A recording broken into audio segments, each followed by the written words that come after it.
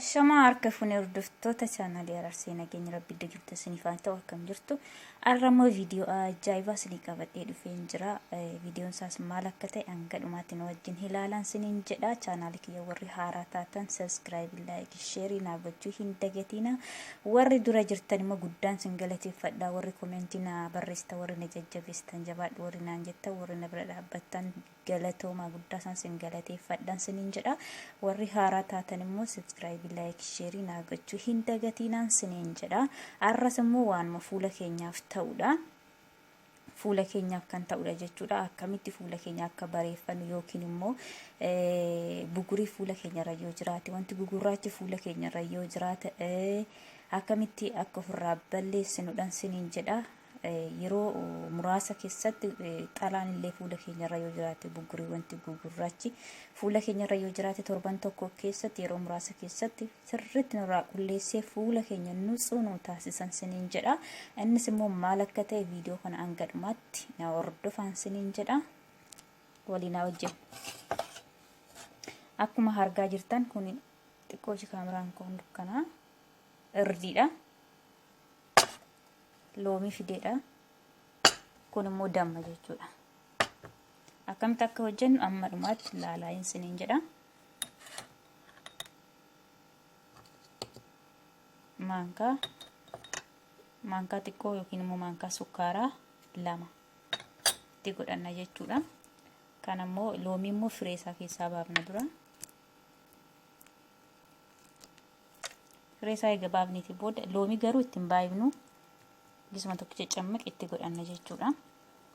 Tasti bisee 2 bicha cimmiq itti godhanna. Isaan booda akkuma dura jedhe damma itti godhanna.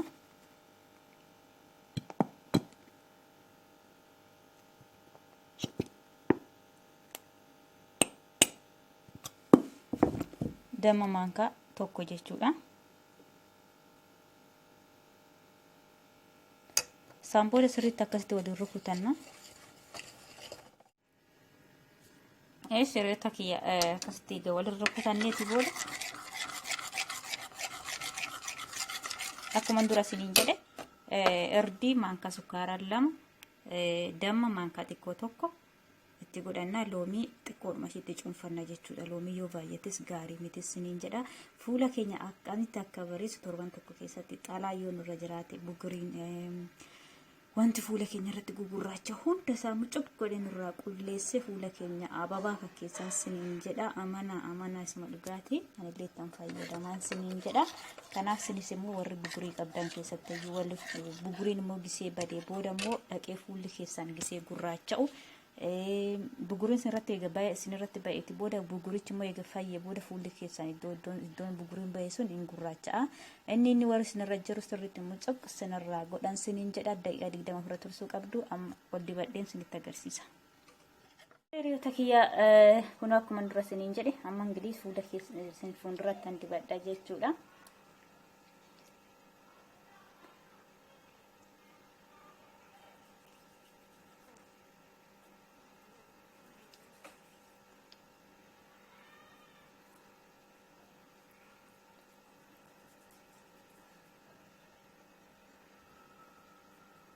Akkasitti dibattu jechuudha. Sirriitti fuula keessan bareessan siniin jedha.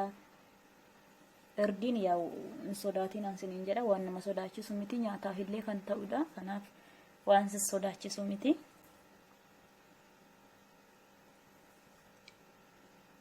Sirriitti fuula keessan mushurraa fakkeessan siniin jedha.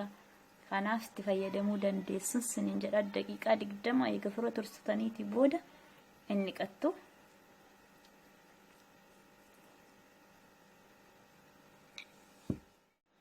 Kan akkasitti dibadheen jiran siniin jedha. Hiriyoota kiyyaa sinis akkasumatti itti fayyadamuu hin dandeessu. Kanaaf waanuma naannoo keenya yookiin immoo mana keenya keessa waan jirudha. Kanaaf sinis immoo akkasumatti itti fayyadamuu hin dandeessu siniin jedha. Ingilis daqiiqaa 20 eegan ofirra tursee booda nan dhiqadha. Iddoon hafeefes yoo jiraate sirriitti fuula keenya bareessa sirriitti jechuudha. Waan sodaattan miti. Akkuma dura siniin jedhe amma fakkeenyaa buguriin fuula keenya irratti gisee ba'e bugurii sana gisee nurraa badee booda dhaqee fuulli keenya hin gugurraachaa jechuudha. Isa faa nurraa balleessaa, isa nurratti gugurraachee nurra jiru sana sirriitti nurraa balleessa, fuula keenya sirriitti mushurraa nuuf fakkeessan siniin jedha. Kanaaf daqiiqaa 20 dhiqadhee tanaan mee fuulli koo maal akka fakkaatu isinittan agarsiisan siniin jedha. Kunoo dhiqadheen jiran siniin jedha. Hiriyoota kiyya daqiiqaa 20 eegana ofirra turseetii booda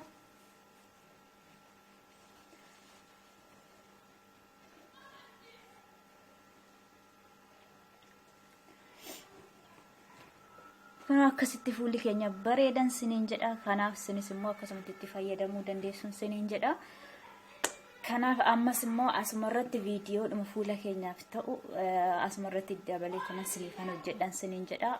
Viidiyoo kiyyaan gadhumaatti hordofuun sinirraa barbaachisaa. Yaa'u warri fedhii isaa qabda maaliif nu fayyada jettanii, warri nu fayyada jettanii too intini jettan amma dhumaatti ilaala akkamitti akkan hojjedhu jechuudha. Kanaaf sinis immoo akkasitti itti fayyadamuu dandeessuun siniin jedha. Ammas asumarratti viidiyoo biraatiin walitti deebinan siniin jedha. Asumarratti da'ee tanan siniif hojjedha. Innis immoo maal akka ta'e ilaala. Tole hiriyoota kiyyaa ammas viidiyoo isa lammaffaa siniifan hojjedha siniin jedha. Gabaasee siniif jedha. Viidiyoon akkasinitti hin dheeranne nishaa fideen jira jechuudha. Nishaa yookiin immoo boqqolloo, daakuu boqqolloo jechuudha. Kuni akkuma argaa jirtanii innaa timaatimii fideen dhufe. Timaatimiidha kun siniin jedha. Akkuma dura siniin jedhe isuma duraatii nu fayyada jechuudha. Akkuma duraatti jechuudha. Fuula keenyarra bugurii yoo jiraate, xaalaa yoo jiraate, wanti gugurraachi fuula keenyarra yoo jiraate isa sirriitti nurraa balleessee fuula keenya nutsuu nuu taasisan siniin jedha. Isa duraatii wal qabateedhuma jechuudha inni kunis. Kanaaf sinis immoo akkasumatti itti fayyadamuu dandeessuun siniin jedha. Sinittan agarsiisa. Addaan kutanna jechuudha.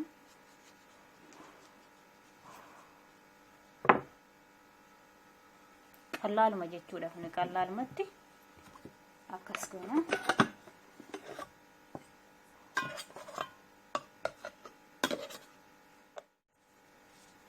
Qallaalumatti akkas goona jechuudha.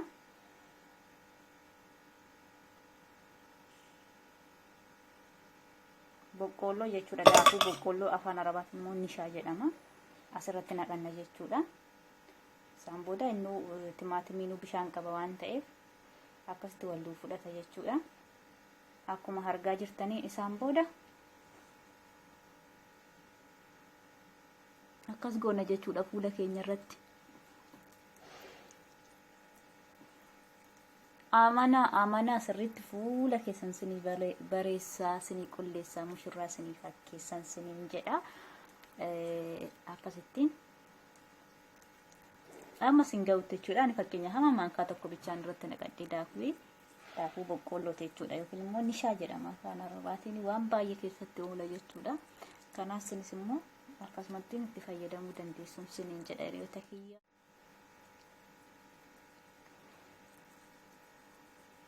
Sirriitti ofirratti rigdu jechuudha. Daqiiqaa 5 ofirratti rigdanii, daqiiqaa 5 eega ofirratti rigdanii booda garuu daqiiqaa 20 ofirra tursuu qabdu. Akkuma duraatti wal qabateeti jechuudha.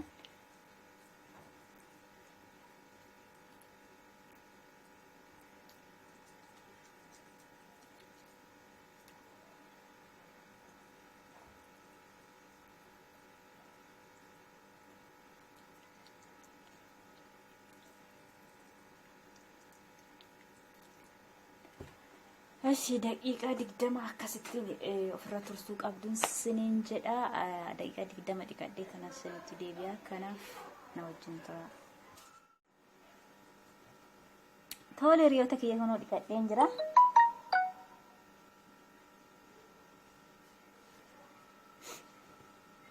Kunoo dhiqadheen jira siniin jedha. Kunoo akkasitti fuula keenya sirriitti nu bareessan siniin jedha.